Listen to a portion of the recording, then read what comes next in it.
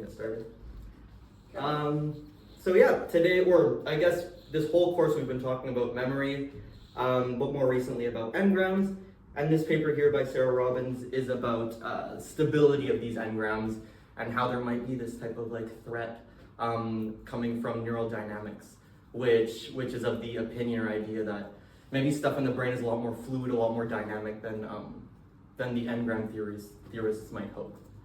So basically today, all I'll be going through is explaining like the engram theory itself, what it commits itself to. One of those things is consolidation, so talking a little bit about consolidation and how Sarah Robbins talks about consolidation.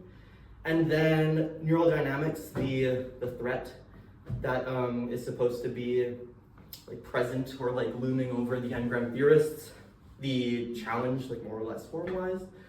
And then Sarah Robbins' contribution, where she tries to like amend or at least say that no, this isn't like an end-all be-all for the engram theorists, that maybe there's a way out, that, you know, it's not as clean-cut of an objection that it should be.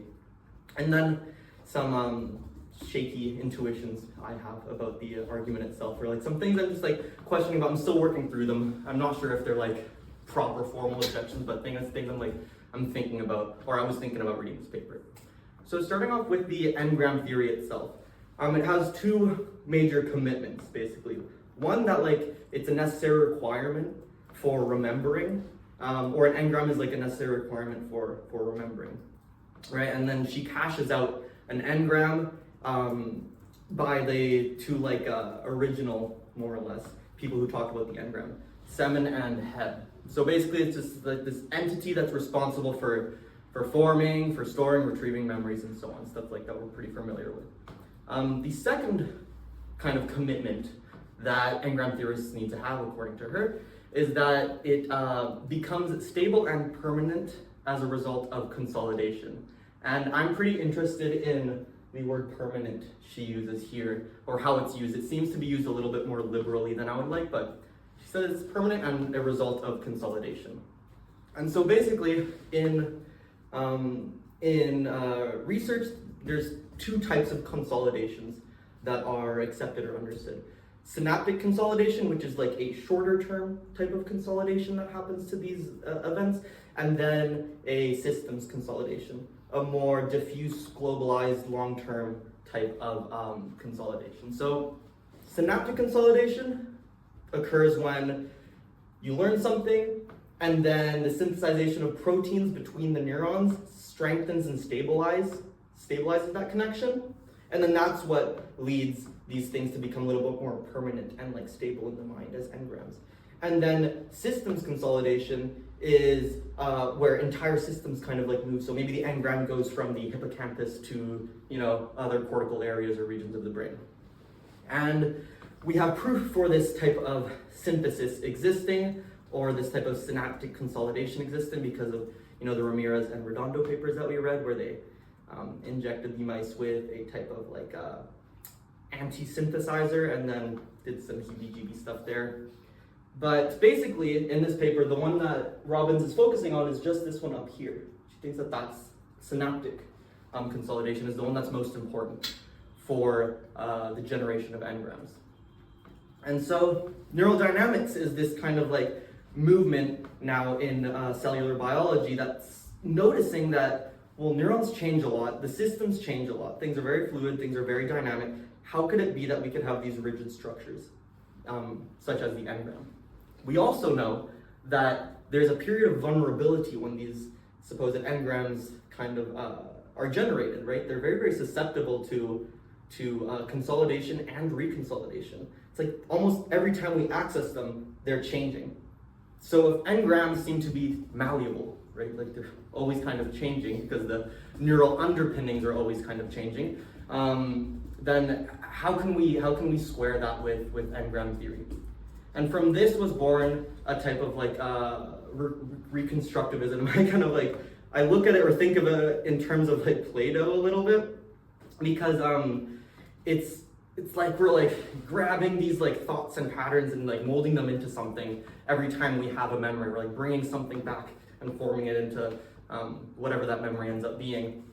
They posit that it's generative and transformative, And then there are two big supports or arguments for it are saying, well, we know that recollections of memory are easily distorted.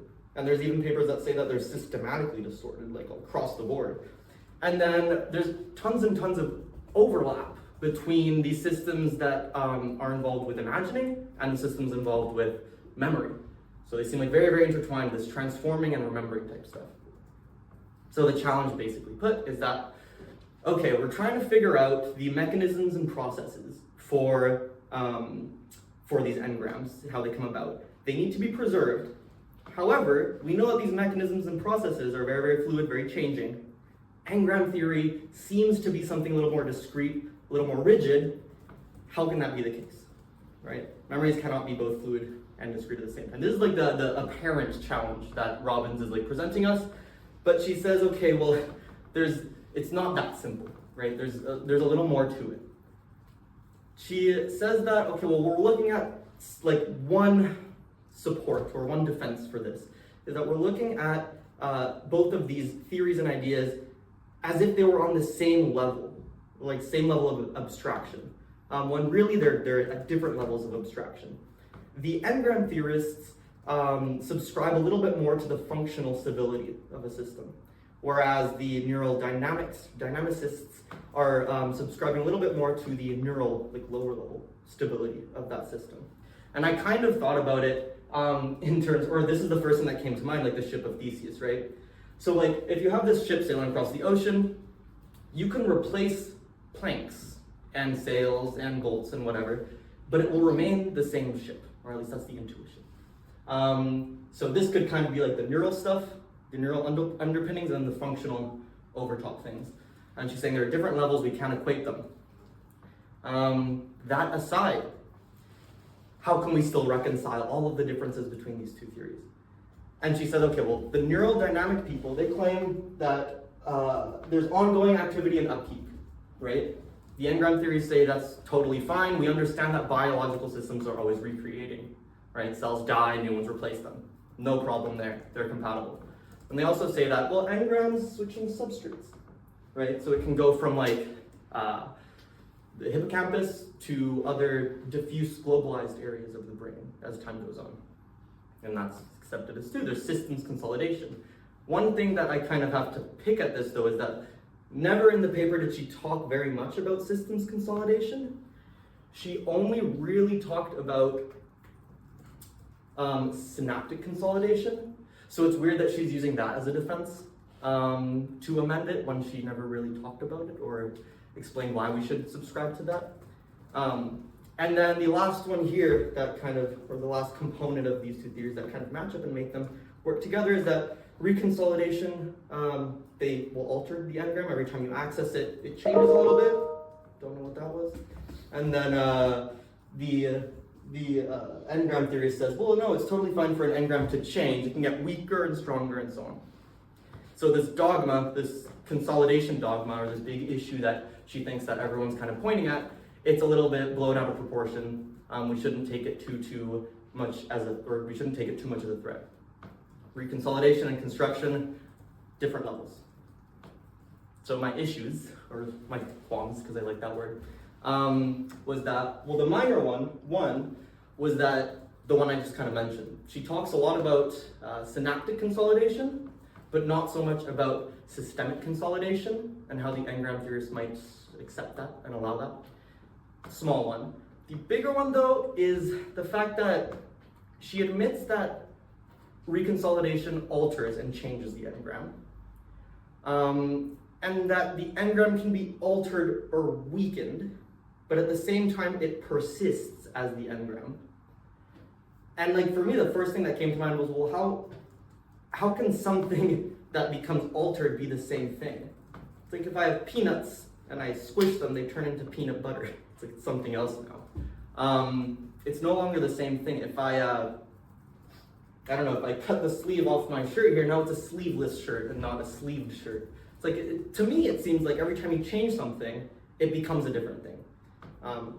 But she's saying, no, things can change and remain the same thing. And so the things I was kind of thinking about here was, well, if reconsolidation routinely alters content, then the same engram, not only is it different at like the neural level, but you can't guarantee the same functional outputs. It's like if you go into a calculator and then mess around a couple things, it's not going to spit out the same numbers. It's not going to afford you the same functions. It predicts that there is stronger memory, and the stronger memory is, the less labile it is. I don't like that word. I like the word like malleable more. But the more you can move it around, or the less you can move it around. Sorry. This makes sense, but if we accept the findings that of Loftus, I believe, that memories can be systematically distorted every time we attend to them, then it seems like no matter how strong the memory is, it's susceptible to lability.